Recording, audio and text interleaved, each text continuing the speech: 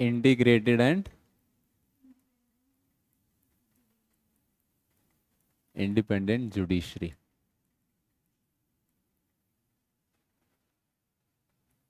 ठीक है, इंटीग्रेटेड तो मैंने आपको बता दिया था। इंटीग्रेटेड मतलब कि ये जो सारी जुडिशरी है हमारी, ये क्या है, इंटरकनेक्टेड है, जुड़े हुए हैं सारे कोर्ट्स। तो सबसे नीचे कौन से कोर्ट्स हैं?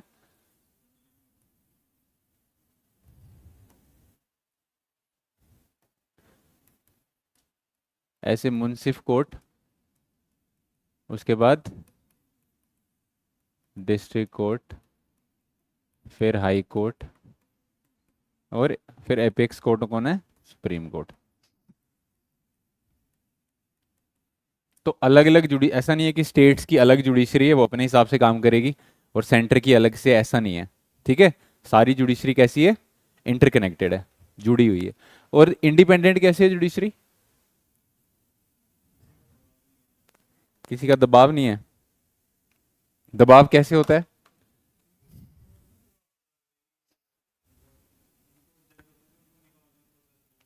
मुश्किल है निकालने का।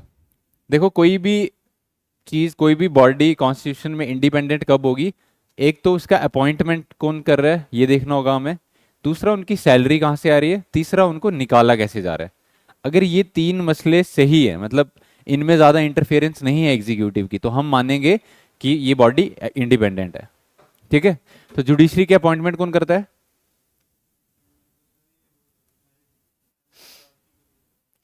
जुडिशरी में अपॉइंटमेंट जुडिशरी खुद ही करती है।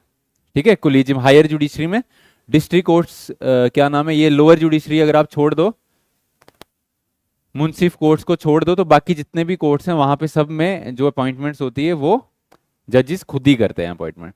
ठीक है, सीनियोरिटी के बेसिस पे रिकमेंडेशंस करते हैं। ठीक है, और जो कोलिजियम होता है, कोलिजियम सुप्रीम कोर्ट का जो चीफ जस्टिस और तीन सीनियर मोस्ट जजेस होते हैं, ये चार जज मिलके रिकमेंड करते हैं सेंट्रल गवर्नमेंट को कि इसको हमने जज बनाना है। सेंट्रल गवर्नमेंट फिर उसको साइन करके देगी। सेंट्रल गवर्नमेंट के पास उसमें पावर नहीं है कुछ ज़्यादा करने की।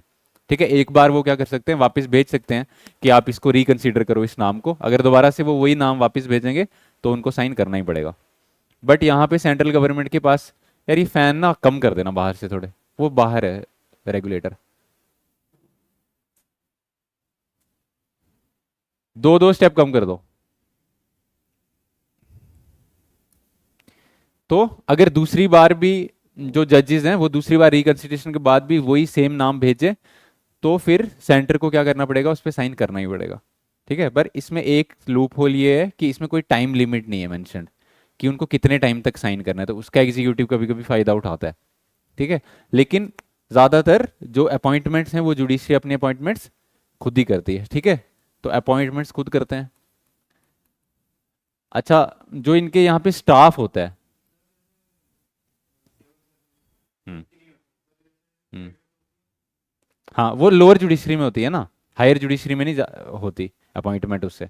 हाँ, वो मुंसिफ कोर्ट और डिस्ट्रिक्ट कोर्ट तक, मुंसिफ कोर्ट में ही जाते हैं वो, जो डिस्ट्रिक्ट कोर्ट में वही बाद में जाते हैं। पर वो बोल रहा हूँ कि डायरेक्ट अपॉइंटमेंट हाई कोर्ट में और सुप्रीम कोर्ट में नहीं होती है किसी भी सर्विस से, कोई भी एग्जाम से नहीं होती। वो सीनियोरिटी के बेसिस पे उसके लिए अलग से क्राइटेरिया रखा हुआ है कि हाई कोर्ट का जज कौन बन सकता है, जिसने 10 साल वकालत की हो, 5 साल तक लोअर जुडिशरी में जज रहा हो। ये लोग भी बन सकते हैं, ऐसा नहीं है कि बन नहीं सकते, पर ये प्रमोशन से, मतलब जब इनकी सर्विस हो जाएगी 10-15 साल की, उसके बाद बन सकते हैं। डायरेक्ट रिक्रूटमेंट नहीं हो सकती। ऐसा नहीं है, वो ऐसे कोई नॉर्म थोड़ी है, वो तो बेटे को भी लॉ करना पड़ेगा ना। हाँ, ये थोड़ा सा, हाँ ये हो सकता है कि वो थोड़ा सा इसमें नेपोटिज्म चलता हो। ठीक है, थोड़ा फेवर करते हो उसको, बट फिर भी हायरार्की के बेसिस पे ही ज़्यादातर होता है, कभी कभी हो सकता है नेपोटिज्म चल जाए। ठीक है, पर उसके लिए कोई रूल थोड़ी है। तो अपॉइंटमेंट्स खुद करेंगे। उसके बाद इनकी सैलरीज कहाँ से आती हैं? हम्म। इनकी सैलरीज आती हैं कंसोलिडेटेड फंड ऑफ इंडिया से। तो कंसोलिडेटेड फंड ऑफ इंडिया जो है, वहां से जो भी चीज आएगी उसकी पार्लियामेंट में वोटिंग नहीं होगी।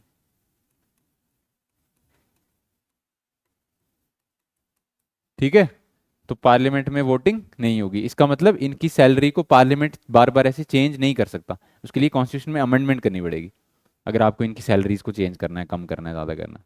ठीक है, तो इनकी सैलरीज भी इंडिपेंडेंट होगी। और तीसरा, इनका निकालने का प्रोसेस मुश्किल है। ठीक है,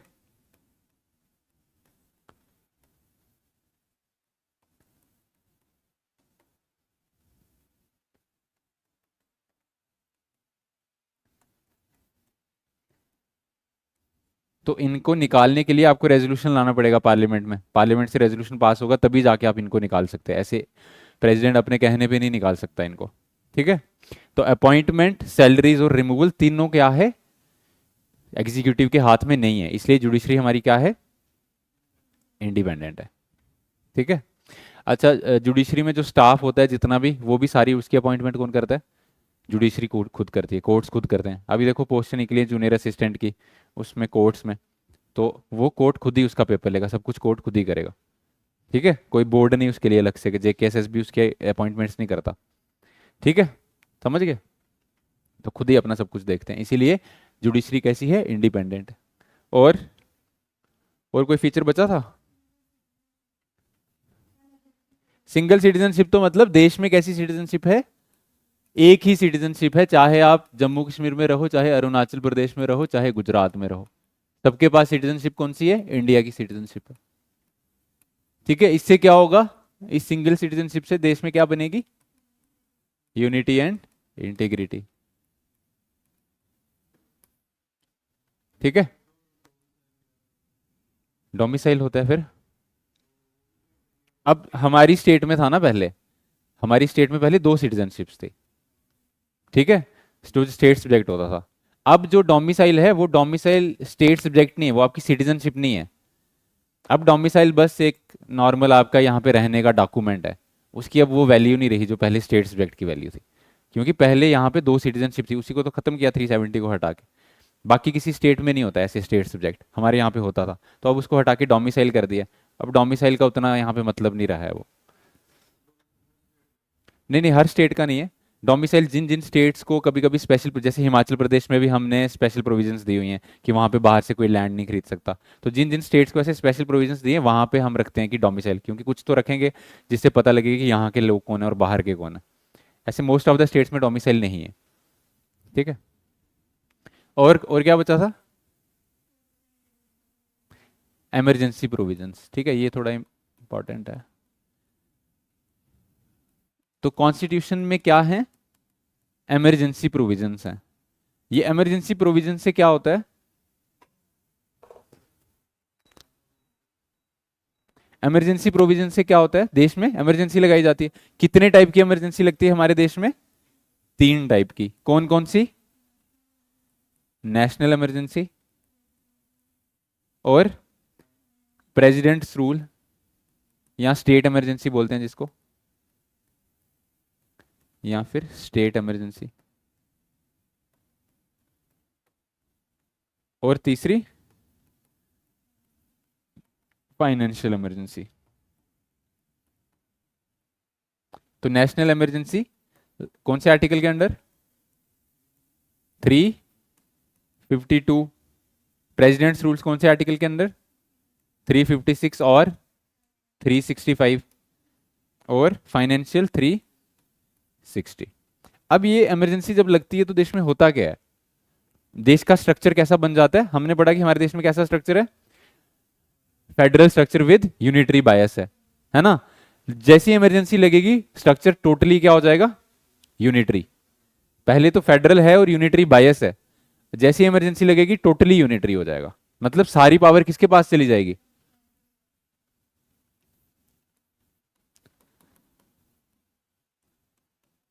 यूनिटरी स्ट्रक्चर बन जाएगा, तो सारी पावर किसके पास चली जाएगी, सेंटर के पास सारी पावर चली जाएगी। ठीक है, ये क्यों बनाया गया है कि अगर ऐसी कोई कंडीशंस आ जाएं जब हमें लगे कि देश की इंटीग्रिटी, देश की नेशनल सिक्योरिटी खतरे में है, तो हम इमरजेंसी लगा पाए। ठीक है, नेशनल इमरजेंसी दो कंडीशंस पे लगाई जाती है, या तो वॉर हुई हो बाहर, या फिर अंदर कोई आर्म्ड रिबेलियन हुआ हो। ठीक है, प्रेसिडेंट्स रूल कब लगाया जाता है, दो कंडीशंस में, या तो स्टेट जो है वो सेंटर की गाइडलाइंस के हिसाब से नहीं चल रही, और दूसरी, ये एसी बंद कर दूं,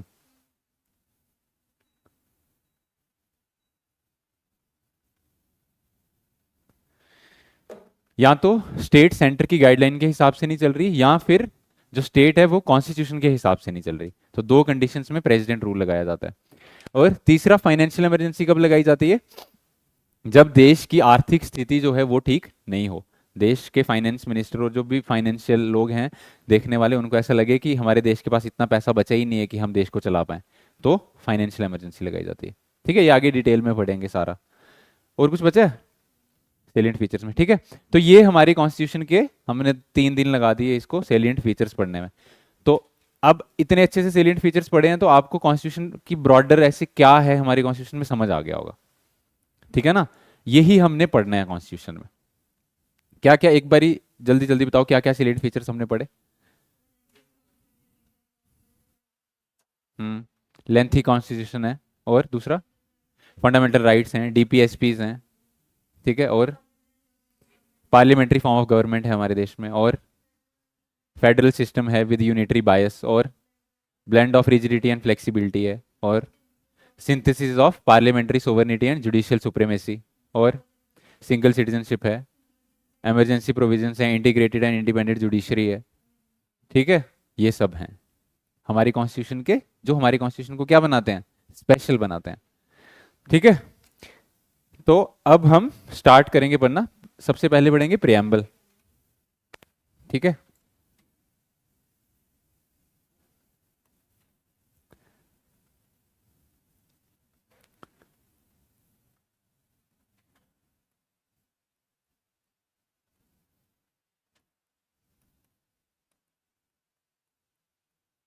किसी को आता है प्रियम्बल पूरा? हम्म, किसी को आता है?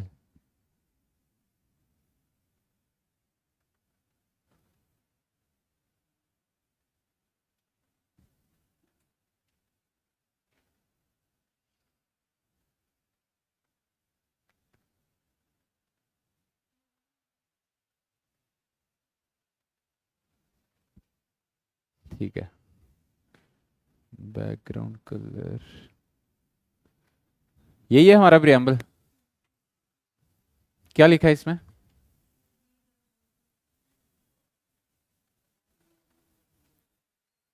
कोई एक इंसान पढ़ो इसको जोर से, आप पढ़ो।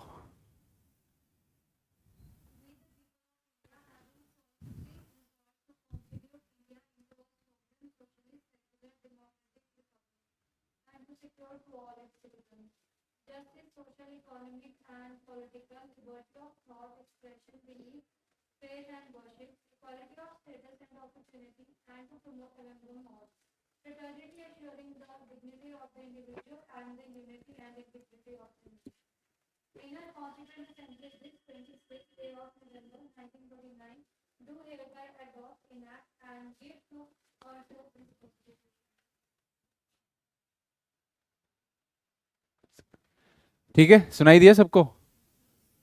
तो क्या समझ आ रहा है आपको इससे कि ये प्रियम्बल है, क्या चीज है ये?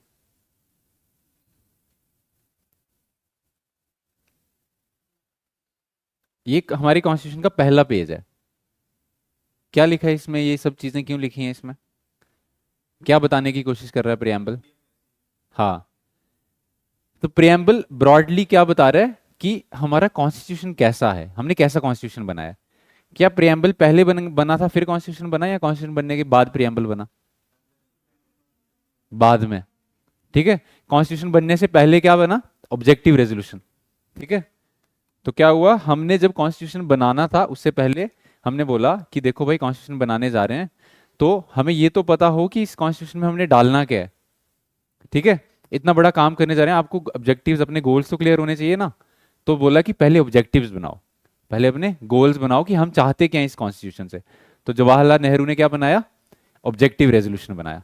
अब उस ऑब्जेक्टिव रेजोल्यूशन में उन्होंने क्या बताया कि हमें क्या क्या चीजें चाहिए हमारे कॉन्स्टिट्यूशन से, क्या हमारे गोल्स हैं, क्या ऑब्जेक्टिव्स हैं जो हम पूरे करना चाहते हैं। ठीक है, और फिर उन्होंने कॉन्स्टिट्यूशन बनाया, और जब कॉन्स्टिट्यूशन बन गया तो फिर उन्होंने देखा कि क्या क्या चीजें हमने जो चाहते थे क्या वो फुलफिल कर ली हमने। और फिर बाद में उन्होंने प्रियम्बल लिखा, और प्रियम्बल में ब्रॉडली सब कुछ लिखा जो हमने कॉन्स्टिट्यूशन में डाला है, कि हमारी देश कैसा होगा, हम लोगों के लिए क्या चाहते हैं, सब कुछ। ठीक है, तो इतना सा प्रेम्बल अगर कोई पढ़ लेगा और उसको समझ आ जाएगा तो उसको ये पता चल जाएगा कि इंडिया का कॉन्स्टिट्यूशन है क्या। आपको समझ आ रहा है ये देख के कि इंडिया का कॉन्स्टिट्यूशन क्या है? थोड़ा थोड़ा तो समझ आ ही रहा होगा। ठीक है, तो क्या बोल रहे हैं, we the people of India. इतनी सी लाइन से ही क्या पता चल रहा है कि ये जो प्रियम्बल है यहाँ पे कौन बात कर रहा है, कौन बोल रहा है? वी द पीपल, लोग बोल रहे हैं। लोग क्या बोल रहे हैं? Having solemnly resolved to constitute India. तो लोग बोल रहे हैं कि हमने इंडिया को कॉन्स्टिट्यूट किया है। कैसे कॉन्स्टिट्यूट किया है, क्या बनाया है इंडिया का? हमने हमने इंडिया एक sovereign socialist secular democratic Republic बनाया।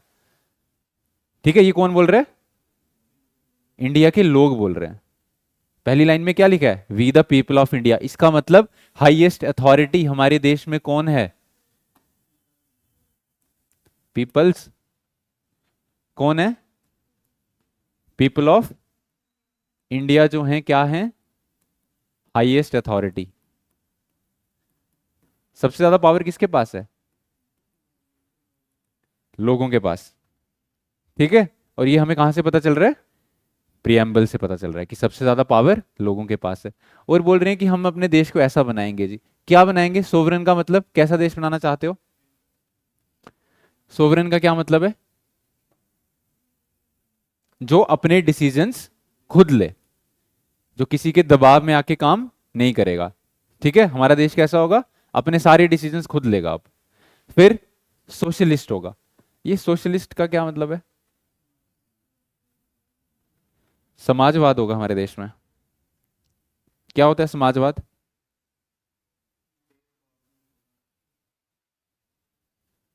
सोशोलॉजी किस किसने पढ़ी है? पढ़ी है? बताओ क्या होता है सोशलिज्म?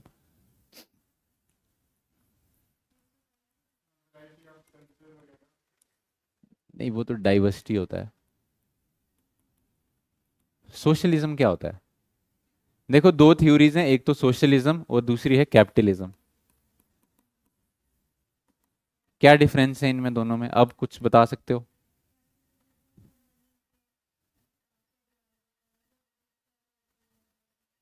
हम्म। और सोशलिज्म में? जहाँ पे सोसाइटी के मतलब कुछ सोसाइटी के साथ कर रहे हैं हम। तो कैपिटलिज्म में सोसाइटी क्या कहाँ चली जाती है? कैपिटलिज्म में सोसाइटी नहीं होती। यहाँ पे ज्यादा फोकस किस पे है? पैसे पे, है ना? यहाँ पे ज्यादा फोकस किस पे है? सोसाइटी पे। ठीक है, तो ये दोनों इकोनॉमिक थ्योरीज हैं कि देश को इकोनॉमिकली कैसे चलाया जाए। ठीक है, तो जब कोल्ड वॉर चल रही थी यूएसए और यूएसएसआर की, तो ये दोनों ब्लॉक्स बटे हुए थे आपस में। यूएसएसआर क्या चाहता था कि पूरी दुनिया में क्या फैले? सोशलिज्म। और यूएसए क्या चाहता था पूरी दुनिया में क्या फैले? कैपिटलिज्म। कैपिटलिज्म का मतलब है market oriented economy. Cold war भी बताता हूँ, पहले ये समझ लो फिर कोल्ड वॉर बताता हूँ। तो सोशलिज्म का मतलब है कि ऐसी इकोनॉमी जहां पे जितने भी रिसोर्सेज हैं वो सब कौन ओन करेगा? गवर्नमेंट। और फिर गवर्नमेंट क्या करेगी? जो भी प्रॉफिट आएगा उसको इक्वली डिस्ट्रीब्यूट करेगी, किसमें? सोसाइटी में। इसको क्या बोलते हैं हम? सोशलिज्म। प्योर सोशलिज्म क्या है कि जितना भी काम हो रहा है आपके देश में सारा कौन करेगा? सरकार करेगी। प्राइवेट सेक्टर की कुछ नहीं होगा, सारा सरकार करेगी। और जितना भी प्रॉफिट फिर सरकार को आएगा उस सबको सब लोगों में इक्वली बांटा जाएगा, क्योंकि सब रिसोर्सेज पे सब लोगों का इक्वल हक है। ठीक है, ये थ्योरी किसने दी है? कार्ल मार्क्स ने, सोशलिज्म की थ्योरी। ठीक है, अब इसके अपोजिट दूसरी थ्योरी क्या है? कैपिटलिज्म। इसमें क्या है? सारे रिसोर्सेज कौन ओन करेगा? प्राइवेट कंपनीज ओन करेगी। ठीक है, और प्राइवेट कंपनीज फिर प्रॉफिट बनाएंगी, और वो प्रॉफिट बांटेंगी नहीं, वो जो जो काम करेगा उस हिसाब से उसको प्रॉफिट देंगे। जिसका जितना हक होगा उसको उतना ही मिलेगा, सबको बराबर नहीं मिलेगा। ठीक है, तो कोल्ड वॉर आप पूछ रहे हो, कोल्ड वॉर क्या थी? जब सेकेंड वर्ल्ड वॉर खत्म होगी। ठीक है, अब सेकेंड वर्ल्ड वॉर जब खत्म हुई तो रशिया को ऐसा लगता था कि जो भी ये अलाइड पावर्स हैं, यूएसए, ब्रिटेन, इन सब ने इसको बिट्रे किया सेकेंड वर्ल्ड वॉर में। कि सेकेंड वर्ल्ड वॉर में जो जर्मनी है वो रशिया का बहुत नुकसान कर रहा था, और ये लोग थे तो रशिया के ही साथ, बट इन्होंने रशिया की कुछ खास हेल्प नहीं की। इन्होंने उस तरफ से फ्रंट खोला ही नहीं, फ्रांस वाली साइड से। तो क्या हुआ? रशिया जो है उसको काफी नुकसान हुआ सेकेंड वर्ल्ड वॉर में। और रशिया में वहाँ के जो लोकल लोग थे उन्होंने बड़े वहाँ पे रिवोल्ट्स लाए कि हम क्यों इस सेकंड, हम ब्रिटेन के, हम जो यूरोप की वॉर में हम क्यों पड़े हुए हैं, हमें क्या लेना देना है इनसे, ये तो अपने फायदे के लिए लड़ रहे हैं, हमें तो कोई फायदा नहीं है इस वॉर से। ठीक है, तो उसके चलते वहां पे नेशनलिज्म आया। ठीक है, अब जब रशिया में नेशनलिज्म आया तो उन्होंने बोला कि हम जो है अपने देश को अपने हिसाब से चलाएंगे, और उन्होंने सोशलिज्म की थ्योरी को प्रमोट किया। अब सेकेंड वर्ल्ड वॉर में यूएसए एक जो है मेजर पावर बन के सामने आया था। क्यों? क्योंकि सेकेंड वर्ल्ड वॉर में यूएस ने जितनी भी सप्लाई करनी थी ना, रॉ मटेरियल, जो भी खाने पीने का सामान, सब कुछ, वेपन, सब कुछ यूएस ने सप्लाई किया यूरोप को। ठीक है, तो वो उसने पैसा कमाया वहां से खुला। तो अब पैसा कमाया, वहां पे इंडस्ट्रीज लगी, तो वहां पे कैपिटलिज्म ज्यादा बढ़ा। तो कैपिटलिज्म बढ़ा, ज्यादा जल्दी अमीर हुआ वो। तो उसको, अब रशिया को पहले से यूएसए से इस यही प्रॉब्लम थी कि इन्होंने जो है हमें साइडलाइन किया है। तो धीरे धीरे ये जो है ना, ये डिफरेंस बढ़ते गए, बढ़ते गए, बढ़ते गए। अब यूएस बोलने लगा कि हम हमारे हिसाब से, हम चाहते हैं कि जितने ज्यादा देश कैपिटलिज्म में आएंगे उतना यूएसए को फायदा होगा, क्योंकि उनके प्रोडक्ट्स बिकेंगे उन सब देशों में, उनकी इकोनॉमी स्ट्रांग होगी। तो रशिया ने बोला कि हम कैपिटलिज्म नहीं चाहते, हम सोशलिज्म चाहते हैं। तो रशिया ने ज्यादा देश अपने साथ कंट्रोल में रखे। यूएसएसआर में कितने देश थे? ये सारे कजाकिस्तान, किर्गिस्तान, जितने भी देश हैं, ये सब यूएसएसआर के पार्ट थे। ठीक है, अभी जो ये रशिया यूक्रेन वॉर है, ये भी कोल्ड वॉर का ही एक नतीजा है। ठीक है, कोल्ड वॉर की ही, कोल्ड वॉर तो खत्म हो गई 1990s में, बट रशिया को अभी भी बड़ा ये है इनसे, यूरोप वाली कंट्री से, कि इन्होंने हमारे साथ सही नहीं किया। ठीक है, तो ये सब के चलते दो आइडियोलॉजीज जो हैं, अब ये प्योर सोशलिज्म कहीं पे भी चल नहीं पाया। पर ये ऐसी थ्योरी बोलने में तो बहुत अच्छी है कि गवर्नमेंट ही ओन करेगी, पर सोशलिज्म में होता क्या है? गवर्नमेंट करप्शन करती है। अब इंडिया में जब नेहरू आया, नेहरू ने सरकार बनाई, तो उसने क्या किया, यहाँ पे सोशलिज्म प्रमोट किया। ठीक है, क्योंकि इंडिया जो है रशिया से थोड़ा क्लोज था, तो इन्होंने क्या किया, इंडिया में भी सोशलिज्म प्रमोट किया। इंडिया में 1990 से पहले पहले मैक्सिमम कंपनीज किसके कंट्रोल में थी? गवर्नमेंट के कंट्रोल में, जिसको हम लाइसेंस राज बोलते हैं ना। और लाइसेंस राज के चलते क्या था कि सब कुछ गवर्नमेंट ने अपने कंट्रोल में रखा था, बैंक सारे अपने कंट्रोल में, सब कुछ अपने कंट्रोल में। पर फिर भी डेवलपमेंट नहीं हो पा रही थी। क्यों? क्योंकि गवर्नमेंट के कंट्रोल में चीजें थी, बट लोग करप्ट थे ना। काम तो लोगों को ही करना है ना। तो सरकार के लोग अगर करप्ट होंगे तो कैसे काम होगा? तो लोग काम ही नहीं कर रहे थे। लोग पैसा अपने, अपना पैसा छाप रहे थे, पर लोगों के लिए कोई काम नहीं कर रहा था। फिर 1990s में जब देश की हालत बड़ी खराब हो गई, तो फिर हमने एलपीजी रिफॉर्म्स लाए, लिबरलाइजेशन की, प्राइवेटाइजेशन की, ग्लोबलाइजेशन लाई। मतलब हमने बोला कि अब हम कैपिटलिस्ट इकोनॉमी की तरफ जाएंगे। ठीक है, प्योर सोशलिस्ट तो नहीं थी पहले से भी, बट ज्यादा टिल्ट हमारा सोशलिज्म की तरफ था। फिर जैसे अभी की जो सरकार है, इसका ज्यादा टिल्ट किसकी तरफ है? कैपिटलिज्म की तरफ। प्राइवेट सेक्टर को ज्यादा प्रमोट कर रहे हैं ना ये। और कांग्रेस बड़ी रोती रहती है कि देखो सब कुछ बेच दिया, ये भी बेच दिया, वो भी बेच दिया, वो भी बेच दिया। ठीक है, तो सोशलिज्म जो है, ये जो सोशलिज्म की थ्योरी है, प्रैक्टिकल नहीं है उतनी ज्यादा। क्योंकि जो भी सोशलिज्म आज तक जिन देशों ने सोशलिज्म अपनाया, वो डूबे ही हैं। प्योर सोशलिज्म जिन्होंने अपनाया, या तो फिर बिल्कुल अथॉरिटेरियन रूल हो, जैसे चाइना और रशिया में है। अगर आपकी डेमोक्रेसी है, आपने लोगों को खुली छूट दी हुई है, फिर सोशलिज्म नहीं चल सकता, फिर आपको कैपिटलिज्म ही चलाना पड़ेगा।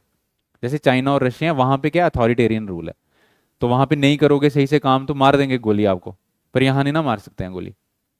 ठीक है, तो वहां पे इसीलिए सोशलिज्म चल गया, इंडिया में नहीं चल पाया। लेकिन हमने जब कॉन्स्टिट्यूशन बनाया, तो हमने क्या बोला, हम कैसी सोसाइटी चाहते हैं? सोशलिस्ट सोसाइटी, जो लोगों के वेलफेयर के लिए काम करे। ठीक है, समझ गए? उसके बाद क्या बोला, ये सेकुलर वर्ड कब जोड़ा हुआ है इंडिया के प्रियम्बल में? 1976 में। ओरिजिनल कॉन्स्टिट्यूशन में प्रियम्बल में सेकुलर वर्ड नहीं था। ठीक है, तो 1976 में इंदिरा गांधी ने जोड़ा, तो बोला कि हमारा देश सेकुलर भी है। ठीक है, बट अगर ये सेकुलर वर्ड नहीं था तो क्या मतलब हमारा देश सेकुलर नहीं था? तब भी सेकुलर था हमारा देश। सेकुलर का मतलब कि रिलीजन के बेस पे डिस्क्रिमिनेशन नहीं होता हो। ठीक है, जहां पे स्टेट रिलीजन के बेस पे डिस्क्रिमिनेशन नहीं करती है, उसको हम बोलते हैं सेकुलर। तो सेकुलरिज्म के भी दो कंसेप्ट हैं, एक तो पॉजिटिव सेकुलरिज्म और दूसरा नेगेटिव सेकुलरिज्म। ठीक है, पॉजिटिव सेकुलरिज्म क्या होता है कि जहां पे स्टेट क्या करती है, स्टेट बोलती है कि हम सब रिलीजन्स को इक्वली प्रमोट करेंगे। ठीक है, हम ऐसा नहीं, डिनाई नहीं कर रहे रिलीजन को, कि रिलीजन क्या होता है, हम नहीं मानते कोई रिलीजन, ऐसा नहीं कर रहे। हम क्या कर रहे हैं, सबके रिलीजन को रिस्पेक्ट करेंगे और सबके रिलीजन को इक्वली प्रमोट करेंगे। ये है पॉजिटिव कंसेप्ट ऑफ सेकुलरिज्म। और वेस्ट में यूज होता है नेगेटिव कंसेप्ट ऑफ सेकुलरिज्म, जहां पे स्टेट बोलती है कि हमारा रिलीजन से कुछ लेना देना ही नहीं है। ठीक है, आपको जो करना है अपनी पर्सनल स्पेस में करो, स्टेट का रिलीजन के साथ कोई लेना देना नहीं। ठीक है, और एक तीसरी टाइप की स्टेट्स भी होती हैं, जहां पे सेकुलरिज्म नहीं होता है जिन स्टेट्स को हम बोलते हैं थियोक्रेटिक स्टेट्स, जो स्टेट्स अपना एक रिलीजन मानती हैं कि ये हमारी स्टेट है, हमारा ये रिलीजन है। जैसे पाकिस्तान है, पाकिस्तान एक इस्लामी कंट्री है, तो क्या है वो? Theocratic state. जैसे ये जो अरब कंट्रीज हैं, ये सब क्या हैं? थियोक्रेटिक स्टेट्स हैं। ठीक है, समझ गए? तो हमारा देश सेकुलर है और डेमोक्रेटिक है। डेमोक्रेटिक मतलब यहाँ पे आप क्या करते हो, जो भी पॉलिटिकल डिस्पेंसेशन है उसको चुनता कौन है? आप लोग चुनते हो। ठीक है। उसके बाद रिपब्लिक है, मतलब यहाँ पे जो हेड ऑफ द स्टेट है वो क्या है? इलेक्टेड है। ठीक है। अब ये हमने बता दिया हमारा देश कैसा है, इंडिया कैसा है। अब हम इंडिया के लोगों को क्या दे रहे हैं इस कॉन्स्टिट्यूशन के थ्रू? हम इंडिया के लोगों को क्या चीजें दे रहे हैं? क्या दे रहे हैं? सबसे पहले जस्टिस दे रहे हैं। क्या दे रहे हैं? जस्टिस। कैसा जस्टिस दे रहे हैं? सोशल, इकोनॉमिक और पॉलिटिकल। ठीक है। सोशल जस्टिस कैसे मिलेगा? जब लोगों में भेदभाव नहीं किया जाएगा, कास्ट के बेसिस पे या अलग अलग चीजों के बेसिस पे डिस्क्रिमिनेशन नहीं होगी, तो सोशल जस्टिस मिलेगा। इकोनॉमिक जस्टिस कैसे मिलेगा? सबके पास पैसा होगा जब। ठीक है। सबको हम इक्वल पे देंगे इक्वल वर्क के लिए, तो इकोनॉमिक जस्टिस होगा। ठीक है। और पॉलिटिकल जस्टिस कैसे मिलेगा? सबको रिप्रेजेंटेशन मिलेगी। ठीक है। सबको राज्यसभा में, लोकसभा में, सब सेक्शंस ऑफ द सोसाइटी को रिप्रेजेंटेशन मिलेगी, तो पॉलिटिकल जस्टिस मिलेगा। इकोनॉमिक में ये मैं सब लिखवाऊंगा आपको, अभी मैं बता रहा हूं बस। ठीक है। उसके बाद क्या बोला? लिबर्टी देंगे हम आपको। आजादी है किस चीज की? अपने थॉट की, एक्सप्रेशन की, बिलीफ की। जो मर्जी सोचो, आपको कोई रोकता है क्या? ठीक है। फिर उसको एक्सप्रेस भी कर पाते हो। और अपना जो भी आपकी मान्यता है वो रखो, आप अपना बिलीफ रखो। उसके बाद फेथ। ठीक है। जिस चीज में आपने मानना है उसको मानो, और फिर जिसको पूजा करनी है आपने, उसकी पूजा आप कर सकते हो। ठीक है। उसके बाद इक्वालिटी है। कैसी इक्वालिटी है? एक तो स्टेटस की इक्वालिटी है, और वो कैसे मिलती है? जब आपको इक्वल अपॉर्चुनिटी दी जाएगी। ठीक है। तो इक्वल अपॉर्चुनिटी दी जाएगी और आपका स्टेटस आप अपने हिसाब से बना सकते हो, इस चीज़ की आपको इक्वालिटी है। और सब में हम क्या बढ़ाना चाहते हैं? फ्रेटर्निटी, फीलिंग ऑफ ब्रदरहुड, जिससे देश की इंटीग्रिटी और यूनिटी बढ़े। ठीक है। और इस दिन इन आवर कॉन्स्टिट्यूंट असेंबली 26 नवंबर 1949 को हम ये कॉन्स्टिट्यूशन को अडॉप्ट कर रहे हैं। ठीक है। ये है हमारा प्रेम्बल। समझ आ गया? इसमें डाउट है कोई किसी को? ठीक है। अब इसमें लिखने का काम स्टार्ट करो। लिखो।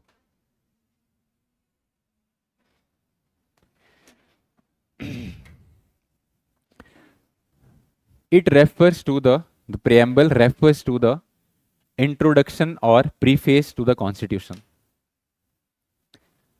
The preamble refers to the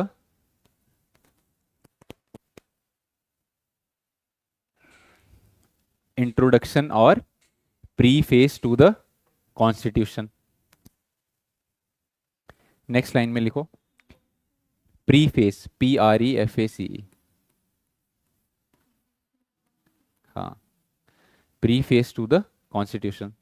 second line में लिखो it is based on objective resolution. It is based on objective resolution drafted and moved by Pandit Jawaharlal Nehru. Objective resolution drafted and moved by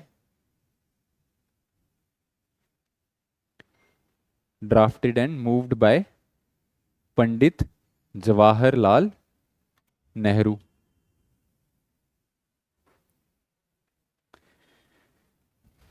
third line में लिखो it has been amended by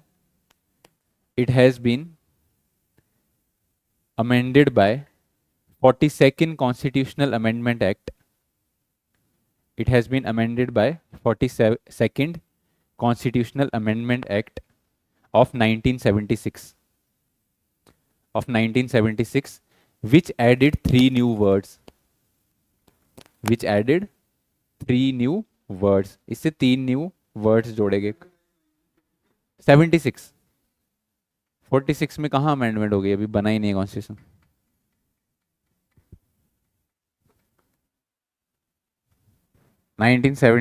which added 3 new words. कौन कौन से new words जोड़े थे? 3। Socialist, secular और integrity. ये 3 words 1976 में जोड़े हैं, पहले नहीं थे। Socialist, secular and integrity. ठीक है, पेपर में क्वेश्चन आता है ये।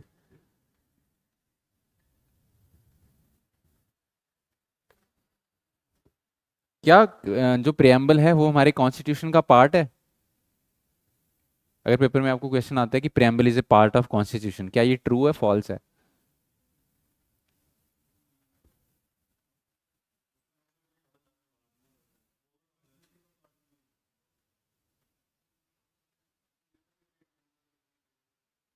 ठीक है, इसके ऊपर बहुत सारे केसेस हुए हैं सुप्रीम कोर्ट में।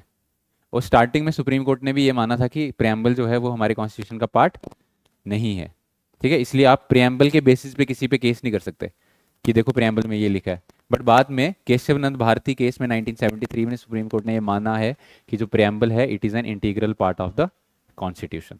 लेकिन अभी भी ये जस्टिसेबल नहीं है कि आप इसके बेसिस पे जस्टिस नहीं ले सकते, बट फिर भी it is a part of constitution. तो आप जो है स्टेट जो है प्रेम्बल से चीज़ें ड्राइव कर सकती है, या फिर जो जुडिशरी है वो भी प्रेम्बल को as a source of power मान सकती है कि वहां से जो है हमें चीज़ें पता लग रही हैं, बट डायरेक्टली जस्टिसेबल नहीं है। ठीक है, तो नेक्स्ट लाइन में लिखो, preamble is a part of the constitution and therefore it can be amended. Preamble is a part of the constitution and therefore it can be amended. किसने बोला ये? ब्रैकेट में लिखना, Kesavananda Bharati case of 1973। Kesavananda Bharati case of 1973। ये Kesavananda case बहुत important case है। ठीक है, 1973। और क्या हुआ था केशव नंदा भारती केस में, कुछ आइडिया इसके बारे में? बेसिक स्ट्रक्चर डॉक्ट्रिन भी इसी केस के थ्रू आई थी। ठीक है, कि हमारा जो कॉन्स्टिट्यूशन है सुप्रीम कोर्ट ने बोला कि उसका एक बेसिक स्ट्रक्चर है। आप चाहे पार्लियामेंट के पास पावर है कि कॉन्स्टिट्यूशन को अमेंड करे, लेकिन कॉन्स्टिट्यूशन को पूरा अमेंड नहीं कर सकती, वो जो बेसिक स्ट्रक्चर है कॉन्स्टिट्यूशन का उसको नहीं बदल सकती। ये भी इसी केस में बोला था सुप्रीम कोर्ट ने। बेसिक स्ट्रक्चर मतलब बेसिक आधार जो हमारे कॉन्स्टिट्यूशन का है, जैसे फेडरलिज्म है हमारे कॉन्स्टिट्यूशन में। डॉक्ट्रिन मतलब एक थ्योरी है।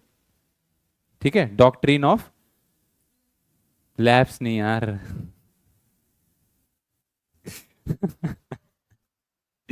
कहाँ चले गए मॉडर्न हिस्ट्री में? Doctrine of basic structure. ठीक है, डॉक्ट्रिन ऑफ लैब्स। उसके बाद नेक्स्ट लाइन में लिखना, Supreme Court said, Supreme Court said that if there is any difficulty, Supreme Court said that if there is any difficulty in the interpretation of constitution, in the interpretation of constitution, comma, it can be interpreted in the light of preamble, it can be interpreted in the light of, कि अगर कभी constitution की interpretation में हमें कोई problem आ रही हो तो हम प्रियम्बल की हेल्प ले सकते हैं। प्रियम्बल, ठीक है, in the light of preamble. समझ आया ये लाइन? हाँ, कि कॉन्स्टिट्यूशन की इंटरप्रिटेशन में अगर कोई प्रॉब्लम होगी तो प्रियम्बल की हेल्प ली जा सकती है कॉन्स्टिट्यूशन को इंटरप्रेट करने के लिए। ठीक है, उसके बाद लिखो की words of the preamble, heading दो की वर्ड्स ऑफ द प्रियम्बल। ये जो वर्ड्स हमने पढ़े जो ब्लैक में लिखे हुए हैं इनको सबको एक्सप्लेन करेंगे। की वर्ड्स इन द प्रियम्बल, पहला लिखो सोवरन।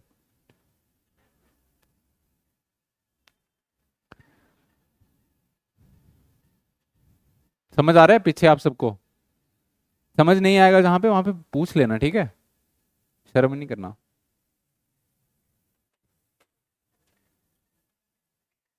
पहला वर्ड लिखो सोवरन। सोवरन का मतलब बता दिया मैंने आपको, लिखो it implies that, it implies that India is neither a dependency, India is neither a dependency nor a dominion of any other nation. India is neither a dependency nor a dominion of any other nation. But a independent state, but a independent state. तो India क्या है? किसी की dependence, किसी के ऊपर dependent नहीं है, ना ही किसी का डोमिनियन है, पर क्या है? इंडिपेंडेंट स्टेट है। ठीक है। दूसरा लिखो सोशलिस्ट।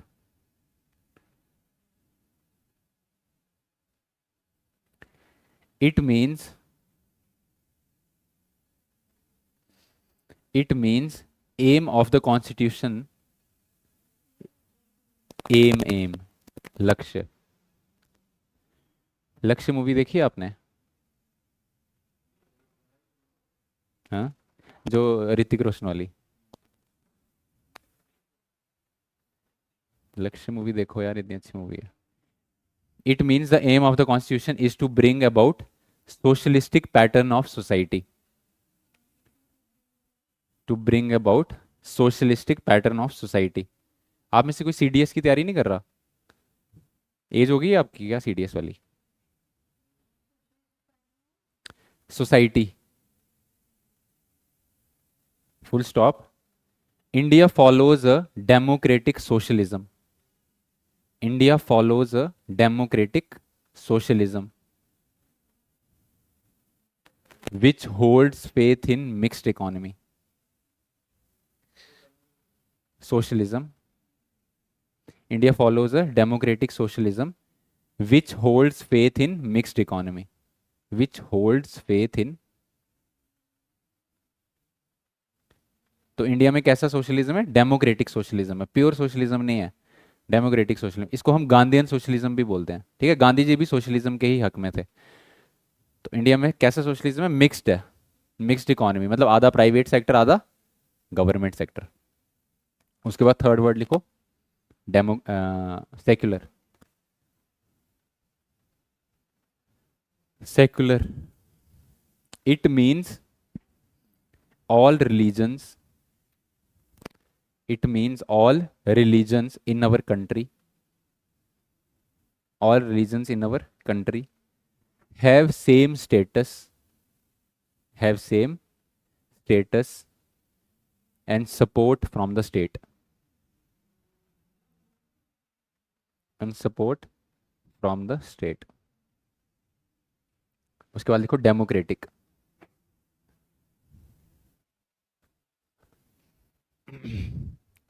दो टाइप की डेमोक्रेसीज होती हैं वैसे, एक डायरेक्ट डेमोक्रेसी और दूसरी इनडायरेक्ट डेमोक्रेसी। ठीक है, लिखो there are two type of democracies,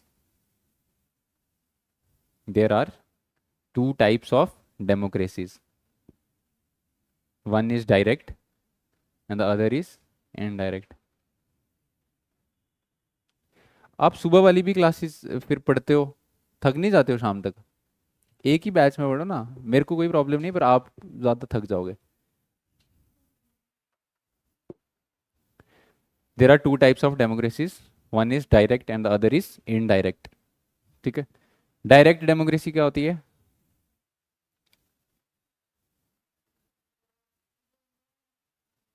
India में डायरेक्ट डेमोक्रेसी है, इंडिया में इनडायरेक्ट है। क्या होता है इनडायरेक्ट डेमोक्रेसी में?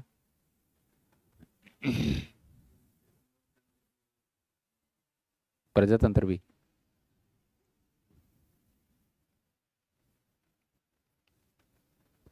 बताओ, किसी को पता है कोई आइडिया?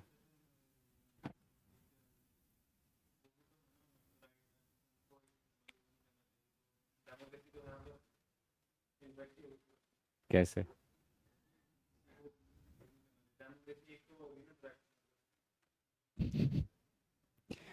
कोई बता सकता है पीछे? देखो, डेमोक्रेसी का मतलब कि आप लोग क्या कर रहे हो, खुद ही देश चला रहे हो, ये होगी डेमोक्रेसी, कि लोग ही देश चला रहे हैं। पर लोग, आप यहाँ पे क्या खुद देश चला रहे हो? आप क्या कर रहे हो, अपने रिप्रेजेंटेटिव्स भेजते हो पार्लियामेंट में जो देश चलाते हैं, ऐसे ही करते हो ना आप। इसीलिए यहाँ पे कैसी डेमोक्रेसी? इनडायरेक्ट, मतलब आपने लोगों को चुना, वो लोग फिर गए, उन्होंने सरकार चलाई, उन्होंने देश चलाया। इनडायरेक्टली आप ही ने चलाया, पर चला रहे वो लोग हैं आपकी जगह पे। पर डायरेक्ट डेमोक्रेसी में क्या होता है? डायरेक्ट लोगों की इन्वॉल्वमेंट होती है, लॉ मेकिंग प्रोसेस में भी, एग्जीक्यूशन में भी, डायरेक्ट लोगों की। यहाँ पे आपकी लॉ मेकिंग प्रोसेस में इन्वॉल्वमेंट है? नहीं है। एग्जीक्यूशन में कोई है? नहीं है। पर डायरेक्ट डेमोक्रेसी में क्या होता है? चार टाइप की डायरेक्ट डेमोक्रेसीज होती हैं। कौन कौन सी? रेफरेंडम, इनिशिएटिव, रिकॉल और प्लेबिसाइट। ठीक है। तो इनमें अलग, इसमें क्या है? रेफरेंडम में क्या है कि लोगों से पूछा जा रहा है। कोई भी डिसीजन लेने से पहले किससे पूछा जा रहा है? लोगों से पूछा जा रहा है। ठीक है। इनिशिएटिव, जहां पे लोग खुद से इनिशिएटिव लेके कोई लॉ बना सकते हैं, कि आपको लग रहा है कि अभी देश में ऐसा लॉ बनना चाहिए, तो आप सब एक रिटर्न में डॉक्यूमेंट लिख के दोगे सरकार को और सरकार उसके ऊपर लॉ बना देगी। इसको बोलते हैं इनिशिएटिव। रिकॉल, जहां पे आपको लग रहा है कि ये जो बंदा हमने भेजा था काम करने के लिए सही से काम नहीं कर रहा, आप उसको वापस बुला सकते हो। आप कर सकते हो ऐसा? आप नहीं कर सकते, पर डायरेक्ट डेमोक्रेसी में ऐसा होता है। ठीक है, समझ गए?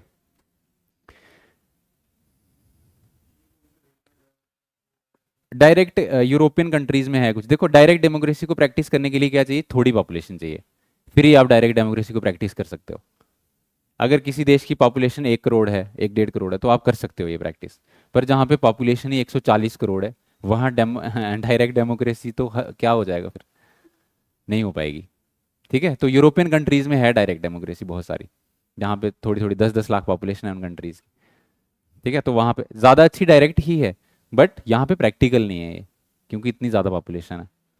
ठीक है। देखो, इन इंडिया,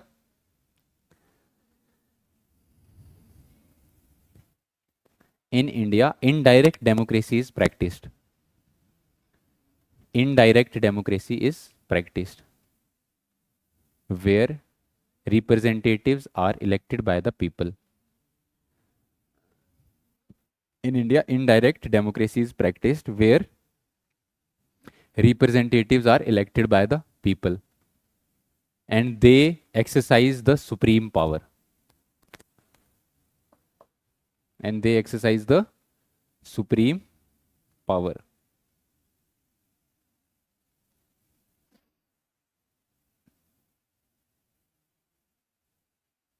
रिपब्लिक में लिखो, उसके बाद लिखो रिपब्लिक।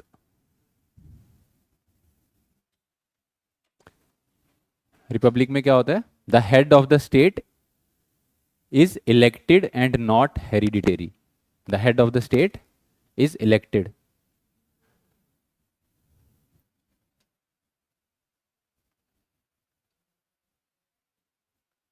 लिख लिया? The head of the state is elected and not hereditary. ठीक है, उसको बोलते हैं रिपब्लिक। हाँ, HER,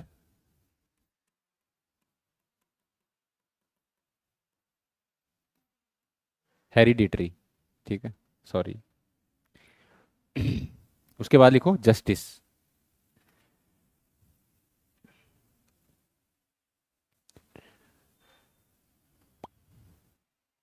10 मिनट एक्स्ट्रा बैठ जाओगे ना? जस्टिस में लिखो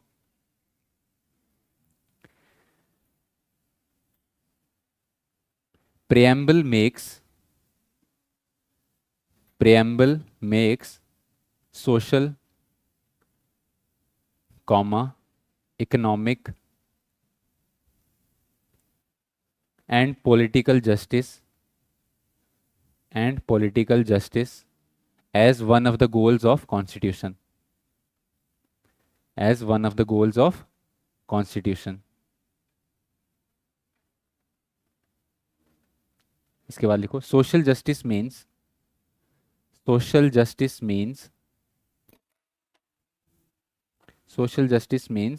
equal treatment of all citizens without any discrimination.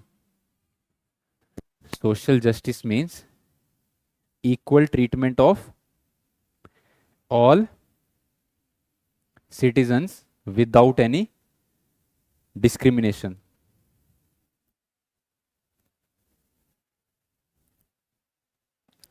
उसके बाद लिखो economic justice means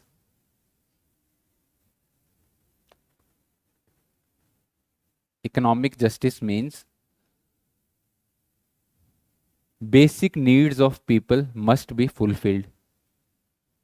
basic needs of people must be fulfilled.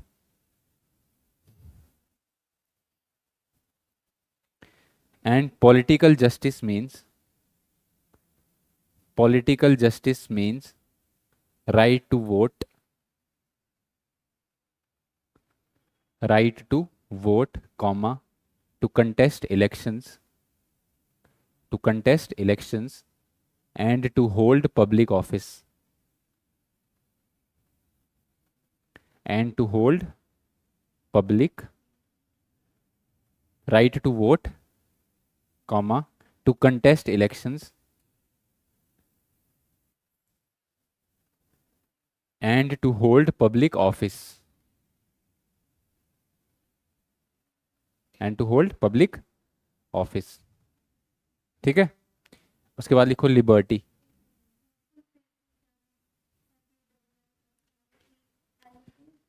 Fulfil, F U F, fulfil में एफ यू डबल एल होता है क्या? एफ यू एल होता है ना. F U L F I double L, F I double L होता है. F U L F I L.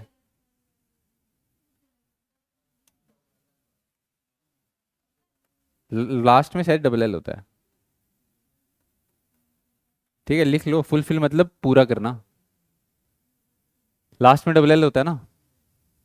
F U L F I double L.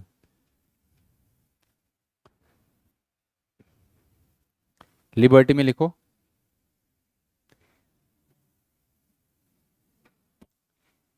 preamble gives wider liberty of thought,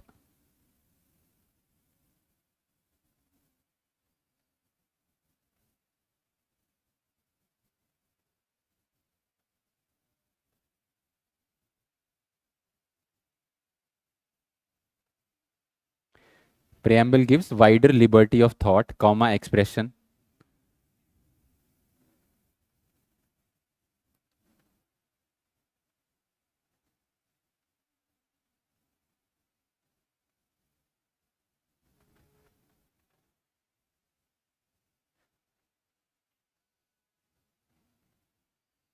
wider liberty of thought, comma, expression, comma, belief, comma, faith and worship.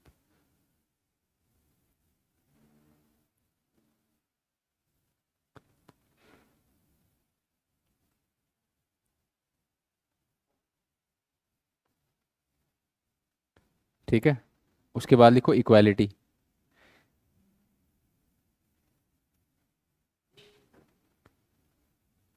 Equality में लिखो it means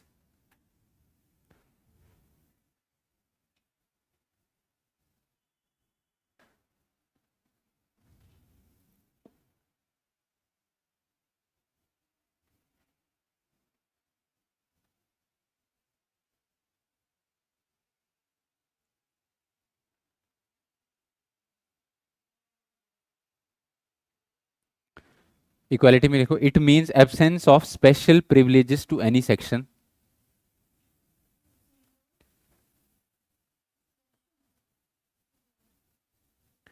It means absence of special privileges,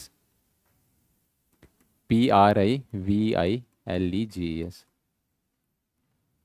It means absence of special privileges to any section of society.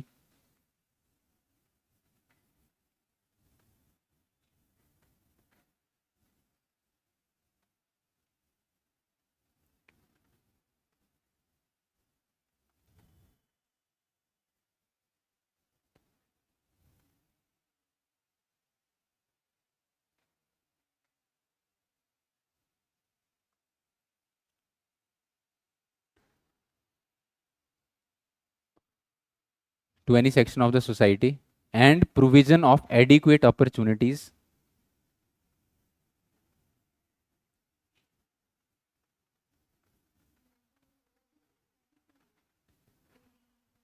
ADEQUATE, provision of adequate opportunities for all individuals without any discrimination.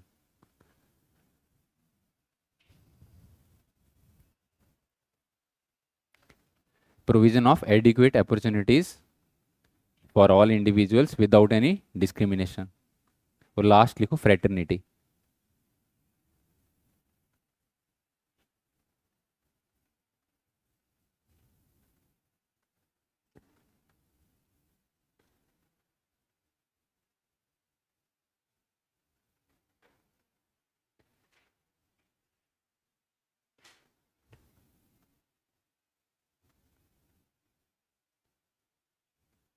ठीक है, fraternity में लिखो it means sense of brotherhood, it means a sense of brotherhood. बस, घर से आपके लिए homework है, आपने ये कहाँ गया, बिलीफ और फेथ में डिफरेंस पता करके लाना है। ठीक है, बिलीफ और फेथ में क्या डिफरेंस होता है। ठीक है, कल डिस्कस करेंगे। ठीक है, प्रेम्बल